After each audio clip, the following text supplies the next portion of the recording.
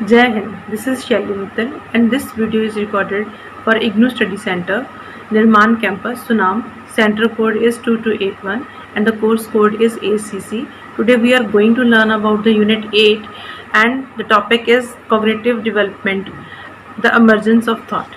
So in this chapter हम बच्चे के बारे में पढ़ेंगे कि बच्चे के जो थॉट प्रोसेसेस हैं वो कैसे डेवलप होते हैं, शुरू से बच्चा कैसे सोचना शुरू करता है, कैसे वो डिफरेंट ऑब्जेक्ट्स के बारे में लर्न करता है, कौन सी एज में वो लर्न करता है। सो किस तरह के उसको एक्सपोजर्स दिए जाने चाहिए जिससे कि बच्चा अपना ब्रेन डेवलपमेंट है, जो उसकी कॉग्निटिव डेवलपमेंट है, वो मैक्सिमम हो सके। सो आज इस टॉपिक में हम इसी के बारे में बात करेंगे।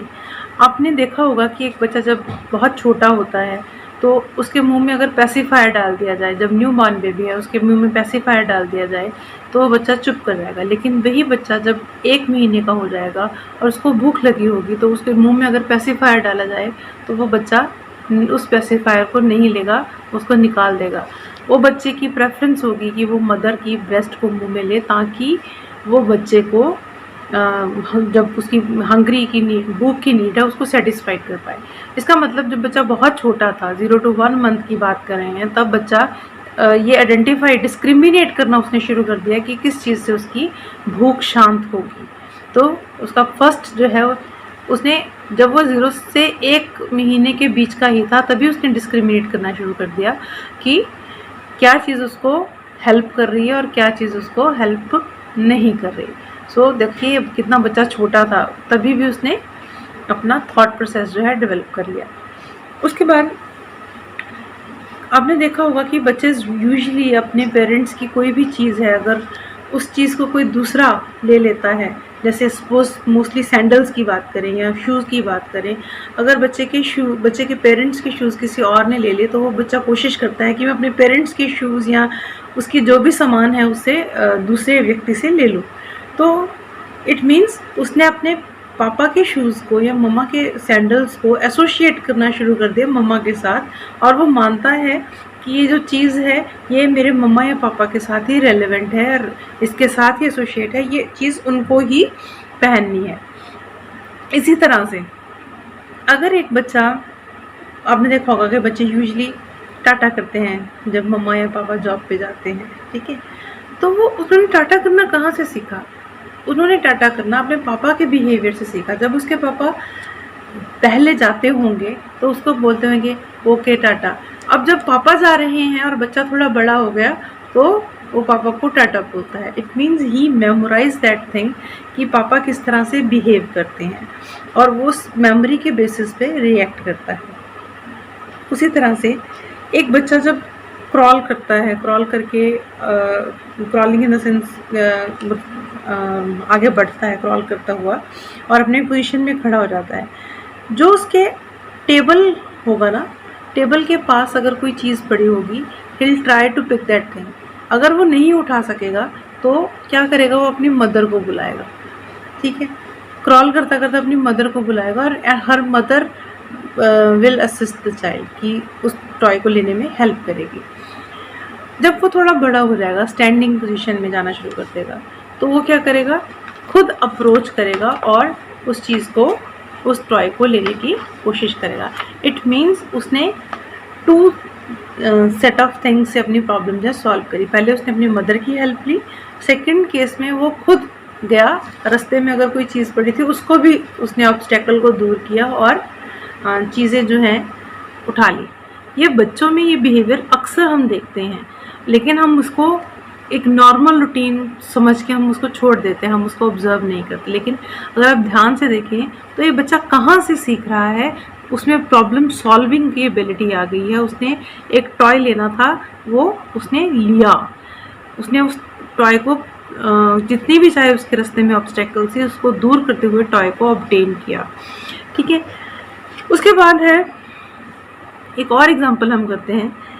अगर एक माँ कुछ शब्द बोलती है या बच्चा कुछ शब्द बोलता है, सपोज बहुत छोटा बच्चा है, वो कू कू कू कू कोई बोलता है और mother started imitating that thing, वो बच्चा मदर के पीछे पीछे उस वॉइस को बोलता है, उसकी नकल करता है, जैसे माँ कर रही है वैसे वो बच्चा करता है। अगर माँ एक दो शब्द उसमें और ऐड कर देती है तो बच्चे की भी कोशिश होती है कि उसमें माँ को वो इमिटेट करे। जिस तरह वो माँ को इमिटेट करता है उस तरह से उसकी जो इमिटेशन की पावर यानी कि माँ को नकल करने की पावर है जो वो बढ़ जाती है। इसी तरह से अगर एक बच्चा अपने फादर को हर्ट कर देता है या मदर को हर्ट करता है, किसी को भी हर्ट कर देता है और फादर से ओ यू हर्ट मी, बच्चा इसी से डर जाता है एंड बच्चा क्या करता है कि फिर अपने पेरेंट्स को पैसिफाई करने के लिए उसको स्मूदन करता है, उसको किस करता है। इस तरह से बच्चे में जो एबिलिटी डेवलप होती है दैट इज़ रीजनिंग एबिलिटी उसमें डेवलप होती है कि अगर हम किसी को मारेंगे तो क्या होगा, वो दर्द होगा, रीज़न होगा, मारने से रीज़न डेवलपिंग हुई, उसने रीजनिंग डेवलप की। फिर जब उसने उसको पैसिफाई किया और उसको किस किया, he is imitating the behaviour which perhaps his or her parents are showing to her when she or he is hurt। जब बच्चा हर्ट होता होगा उसके पेरेंट उसको इस तरह का बिहेवियर दिखाते होंगे, इसीलिए वो इस तरह का बिहेवियर जो है वो इमिटेट करता है। So there are series of activities जिससे बच्चे के कॉन्सेप्ट क्लैरिटी जो है बनती है और बच्चा चीज़ों को सिंबलाइज करना शुरू कर देता है। Concept clarity means concept formation जो है बनती है। Concept, what is concept? Concept is basically organizing the information. हम जब बच्चा छोटा होता है वो जो भी इंफॉर्मेशन उसको मिलती है, चाहे वो अपने सेंसेस के थ्रू मिले, चाहे लोग उसके आसपास इमिटेट करें, चाहे वो किसी चीज़ को रीजनिंग से समझे, उन सारी चीज़ों को क्या करता है, पहले वो उस इंफॉर्मेशन को ऑर्गेनाइज करता है, उसको ग्रुप कैटेगरीज में डिवाइड करता है। फॉर एग्ज़ाम्पल बच्चे की छोटा होते आदत होती है कि वो हर चीज़ को मुंह में डालेगा। इनिशियली वो हर चीज़ को मुंह में डालेगा लेकिन बाद में उसका ये कॉन्सेप्ट डेवलप हो जाएगा कि कौन सी चीज़ें एडिबल हैं और कौन सी चीज़ें ऐसी हैं जो नॉन एडिबल हैं, यानी कि जो खाने लायक है, उसकी भूख को शांत करती हैं, दे हैव सम टेस्ट, उनका कुछ अच्छा बुरा मीठा जो भी है टेस्ट है, और कौन सी चीज़ें ऐसी हैं जो नॉन एडिबल हैं जो खाने लायक नहीं हैं। उसके बाद है symbolizing means representing an event, object, action, quality or concept by something else। इसमें एक एग्जांपल हम करते हैं, एक बच्चे की नानी उससे मिलने आई, राइट, और जब वो नानी उससे मिलने आई तो थोड़े दिन वो रहे, बहुत अच्छे से बातें की, child has good attachment with the नानी, ठीक है। फिर जब नानी को वो छोड़ने गए तो वो बस पे छोड़ने गए। अब बच्चा जब भी किसी बस को देखता है तो वो कह रहा है कि नानी इज़ कमिंग बैक, नानी बस से वापस आई। इट मीन्स उसने नानी को एसोशिएट किया है, नानी की विजिट को एसोशिएट किया है बस के साथ। सो ही सिम्बलाइजेज बस विद नानीज कम, नानीज कम, नानी के आने से उसने बस को जोड़ा है। तो इस तरह से concept, what is concept, is way of organizing the information. Common set of information से बच्चा इंफॉर्मेशन को जनरलाइज से डिस्क्रिमिनेट करना शुरू कर देता है, और सिंबलाइजिंग मीन्स किसी चीज़ को वो एसोशिएट करता है, रिप्रेजेंट करता है किसी इवेंट से, एक्शन से। तो इस तरह से उसका कॉग्निटिव डेवलपमेंट होता है। और what is cognition? Cognition is concerned with how we come to know the world around us. What is cognition?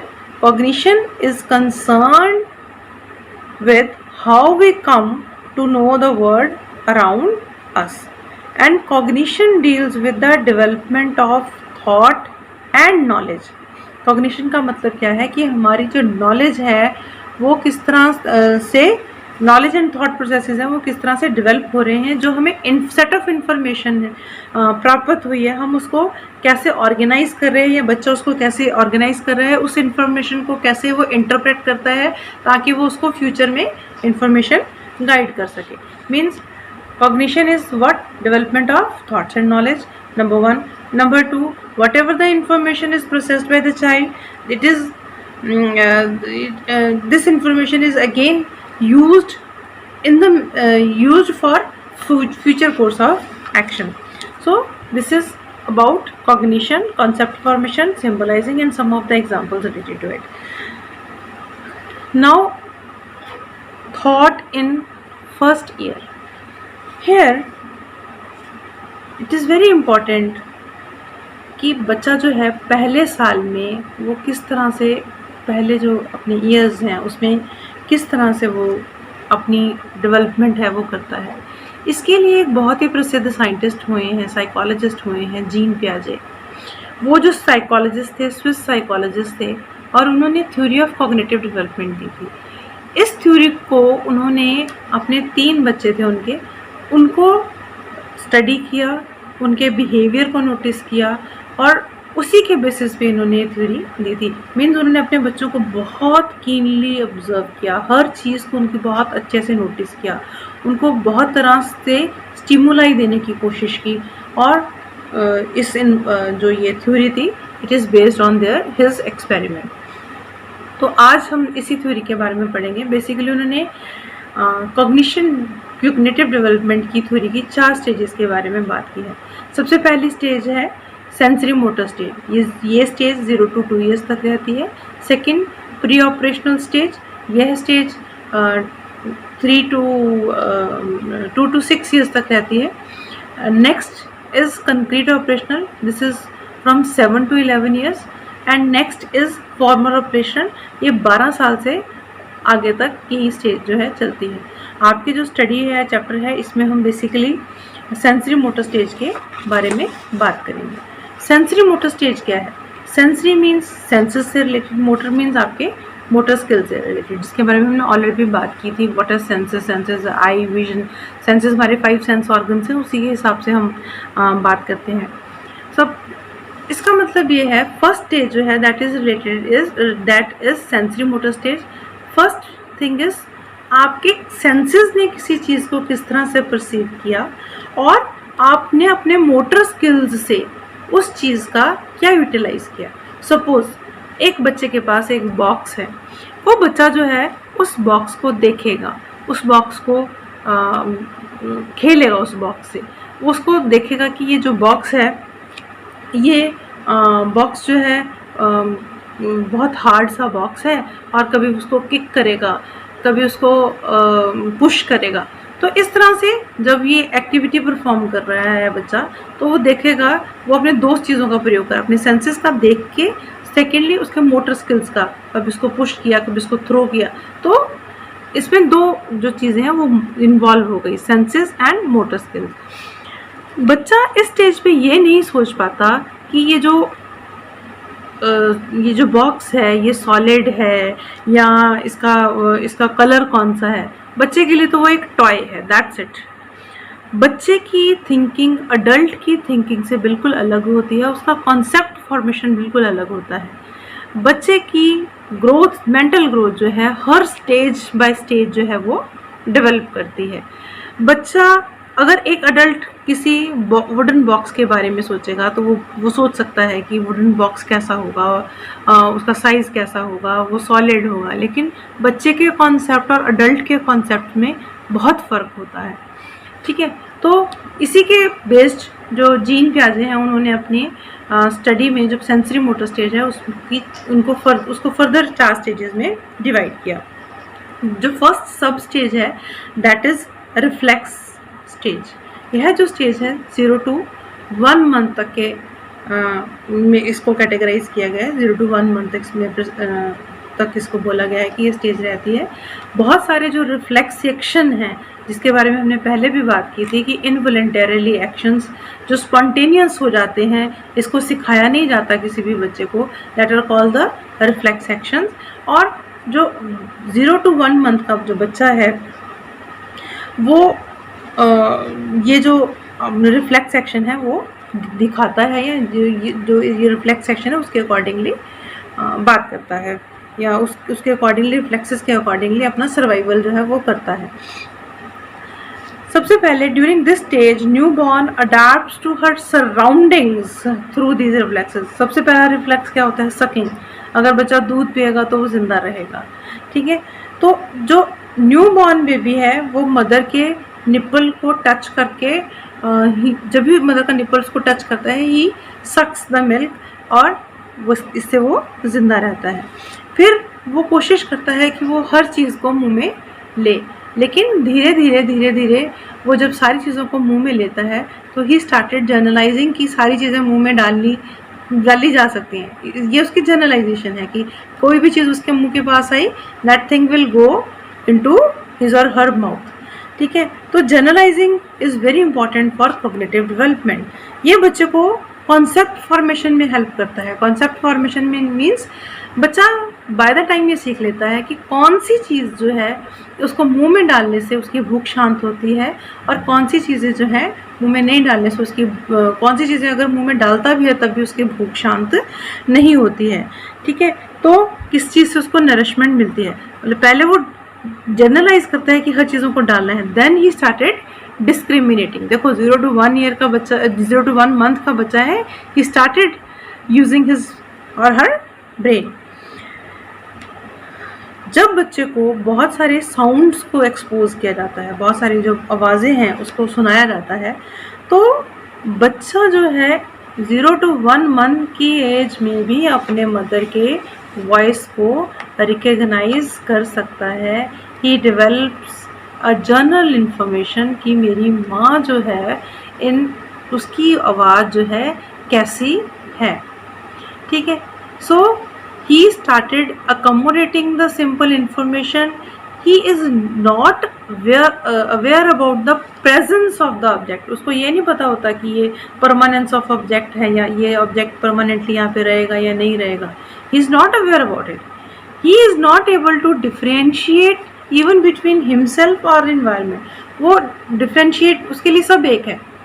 बच्चा बहुत छोटा है, 0 to 1 मंथ है, वो अपने और इन्वायरमेंट के बीच में डिफ्रेंशिएट करना नहीं सीखता, लेकिन यस वो इस चीज़ में डिफ्रेंशिएट करना सीख जाता है कि what are the things which satisfy his और हर बेसिक नीड्स, और कौन सी चीज़ें उसकी जो बेसिक नीड को सेटिस्फाई नहीं करती। इस तरह से it is a major way of learning during the first year of the life. I think it is clear.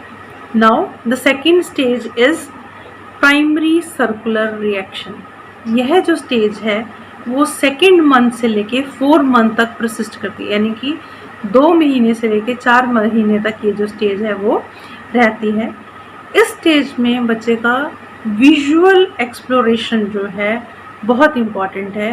वो अपने विजन से अपनी सराउंडिंग को एक्सप्लोर करना शुरू कर देता है। उसके बीच जो चीज़ें पड़ी हैं उसको अपने विजन से स्कैन करना शुरू कर देता है। वो बच्चा जो है अपने आसपास की चीज़ों की छोटी छोटी डिटेल्स को नोटिस करना शुरू कर देता है, और उसको पता चल जाता है कि ये चीज़ से उसको पहले भी वो फेमिलियर हुआ है या नहीं हुआ है।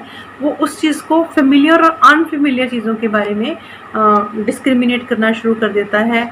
लाइट और डार्क का कॉन्सेप्ट जो है बच्चे में बहुत अच्छे से डेवलप हो जाता है, और वो जैसे मैंने आपको बोला कि फेमिलियर और अनफेमिलियर चीज़ों का कॉन्सेप्ट उसके दिमाग में आ जाता है, तो उसकी मेमोरी से वो याद करता है कि ये चीज़ फेमिलियर है या अनफेमिलियर है।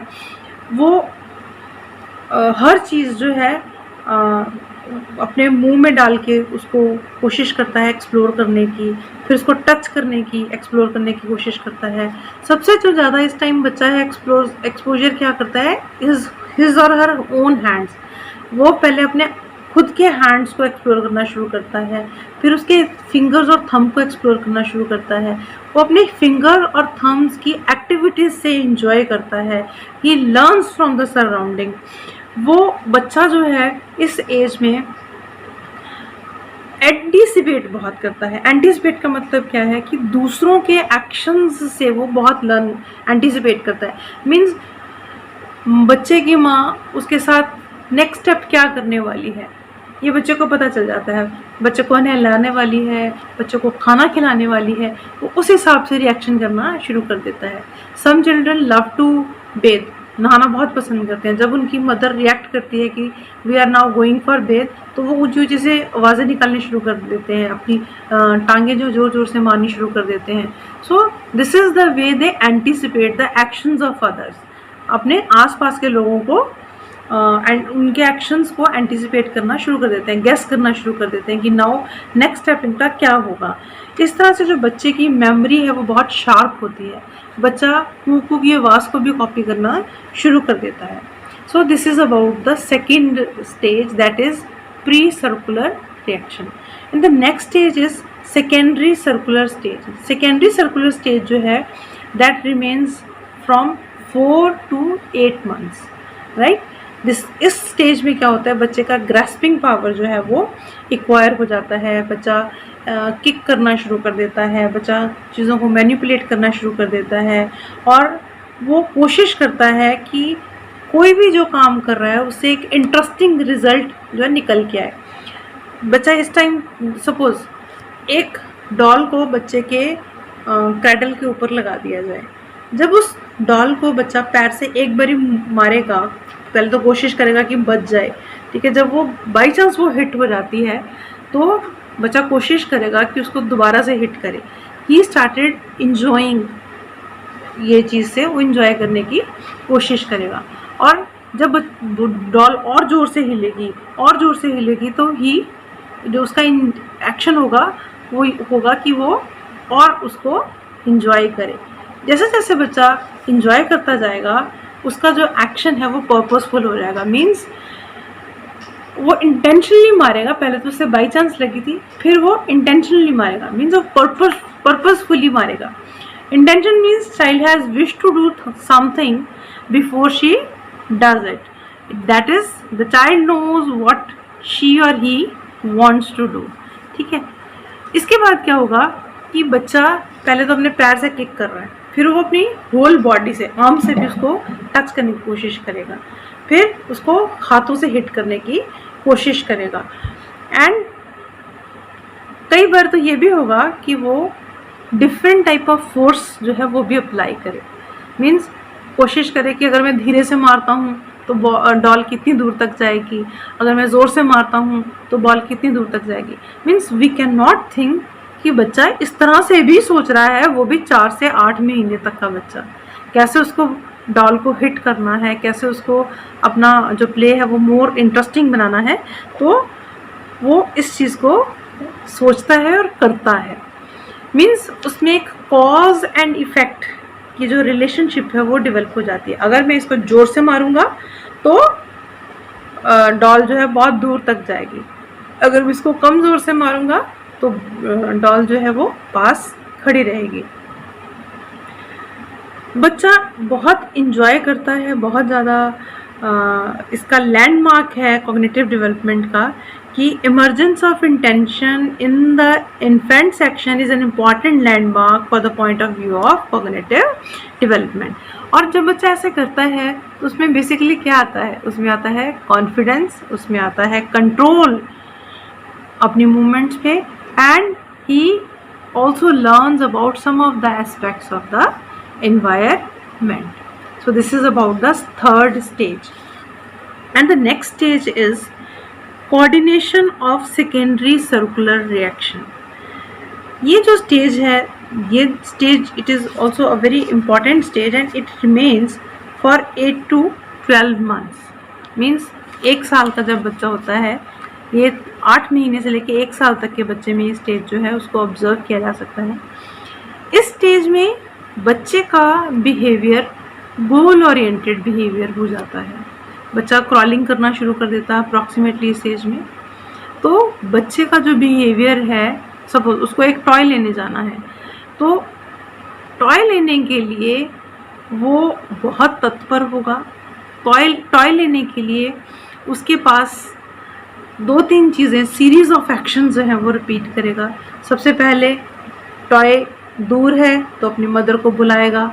अगर टॉय मतलब वो खुद लेने की अप्रोच के लिए जा रहा है और उसके बीच में कोई ऑब्स्टेकल पड़ी है तो वो उस ऑब्स्टेकल को रिमूव करने की कोशिश करेगा और टॉय को ऑब्टेन करेगा, टॉय को लेने की कोशिश करेगा।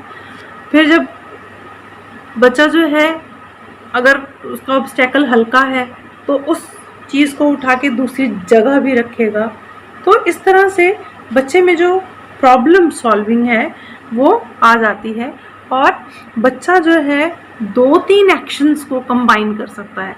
जब बच्चा छोटा होता है तब वो 2-3 एक्शंस को कंबाइन नहीं कर सकता, लेकिन जब बच्चा 8 से 12 महीने तक का हो जाता है तो वो अपने कुछ एक्शंस को कंबाइन कर सकता है। जब वो एक्शंस को कंबाइन करता है तब वो अपने अल्टीमेट गोल, जो भी उसका गोल होगा, उस पर पहुंच जाता है। बच्चे को इस टाइम में स्पेस का ऑक्यूपेशन ऑफ स्पेस, यानी कि कोई भी ऑब्जेक्ट है वो स्पेस ऑक्यूपाई करेगा, इस कॉन्सेप्ट को भी बच्चा अच्छे से समझ जाता है। इसको जो ये जो है एक और एग्जांपल करेंगे। इस टाइम में अगर आप बहुत सारी बीड्स, थ्रेड्स या कोई 2-3 चीज़ें और भी बिखरा दो और बच्चे को बोलो कि now you pick the things and give it to me, ठीक है।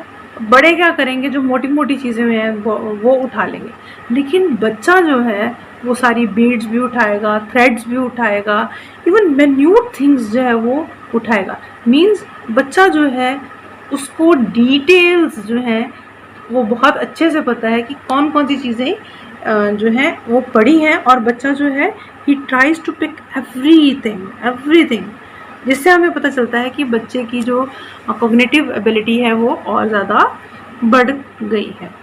बच्चे की जो मेमोरी है वो धीरे धीरे इस एज में बढ़ती है। बच्चे की मेमोरी जो धीरे धीरे ग्रो करती है उसमें actually it is based upon events and anticipation of the cues.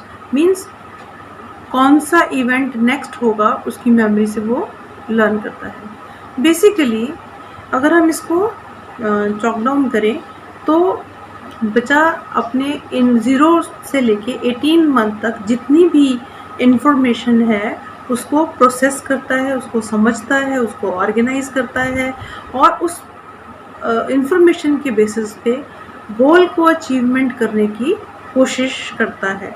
और वो इसीलिए अपने हर डेली के जो इवेंट्स हैं उसको रीज़न कर सकता है कि ये जो इवेंट है क्यों हुआ, कैसे हुआ, या मुझे ये इवेंट्स करने से क्या अचीवमेंट जो है वो होगी। इसके बाद जीन पियाजे जी ने स्टेजेस और भी 2 दी हैं जो आपको लेटर ऑन आएंगी, जैसे टर्शरी सर्कुलर स्टेज जो 12 से लेकर 18 महीने तक रहती है। इस स्टेज में बच्चा जो है बहुत सारे एक्सपेरिमेंट जो है करता है, हिट एंड ट्रायल मेथड की तरफ जाता है। वो कोशिश करता है कि एक चीज़ को अचीव करने के लिए पहले एक मेथड यूज़ करे, फिर दूसरा मेथड यूज़ करे। इस तरह से वो एक्सपेरिमेंट एंड एक्सपोजर जो है वो करता रहता है। It is details of which are in the later blocks. Next is regarding intelligence. So cognitive development से इंटेलिजेंस जो है वो किस तरह से मैच करती है, या व्हाट इज़ द डिफरेंस। जो कॉग्निटिव डेवलपमेंट है it is basically the brain development, लेकिन जो इंटेलिजेंस है वो बेसिकली ये है कि आप किस सिचुएशन में जो आपके दिमाग में इंफॉर्मेशन प्रोसेस है उसको किस तरह से यूटिलाइज करते हो और किस तरह से अपनी जो प्रॉब्लम है वो प्रॉब्लम को सॉल्व करते हो। सो बेसिकली इंटेलिजेंस जो है वो डिपेंड करता है कि कैसे वो जो है इंफॉर्मेशन, एक बच्चा जो है उसके इंटेलिजेंस को हम लेकिन कैसे मेजर करेंगे। बच्चे के इंटेलिजेंस को मेजर करने का सिंपल सा तरीका यही होगा कि उसके सेंसेस और उसकी मोटर डेवलपमेंट है वो कितनी ज़्यादा हुई है। ये बच्चे की इंटेलिजेंस को मेजर करने का तरीका है। सो नेक्स्ट इज द जो केयर गिवर है उसका क्या रोल रहेगा। जो हेरिडिटरी है और एनवायरनमेंट है they are very important for cognitive development. Hereditary में क्या होता है कि बच्चा अपने पोटेंशियल्स, जो पेरेंट्स से पोटेंशियल है वो इनहेरेंट करके लेके आता है। मीन्स अपने पेरेंट्स के जो पोटेंशियल है उसको विरासत में लेके आता है। मीन्स बच्चा जो है बहुत सारी चीज़ें जो है अपने पेरेंट्स से सीखता है, लेकिन इन्वायरमेंट क्या है, बेसिकली उस पोटेंशियल को डेवलप करने के लिए बच्चे को जो अपॉर्चुनिटीज़ दी जाती हैं that is a environmental factor.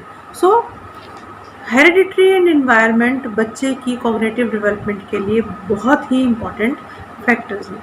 लेकिन जो एक छोटा बच्चा है वो मूव नहीं कर पाता, वो एक जगह से दूसरी जगह पे नहीं हिल सकता, तब उसकी कॉग्निटिव डेवलपमेंट का क्या होगा। तो इस टाइम पे जो रोल ऑफ केयर गिवर्स है दैट इज़ वेरी इंपॉर्टेंट।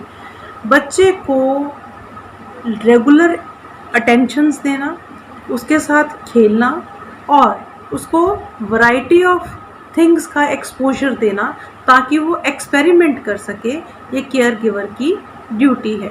अगर बच्चे को हम बहुत सारे टॉयज़ देंगे या बच्चा जब जागा होगा तो उसके साथ इंटरेक्ट करेंगे, तो बच्चे का जो एक्सपेरिमेंट एंड एक्सपोजर की कैपेबिलिटी जो है वो बढ़ जाएगी और बच्चा चीज़ों को बहुत अच्छे से अंडरस्टैंड करेगा। जैसे वो चीज़ों को अंडरस्टैंड करेगा, वो इन्फॉर्मेशन को प्रोसेस करेगा।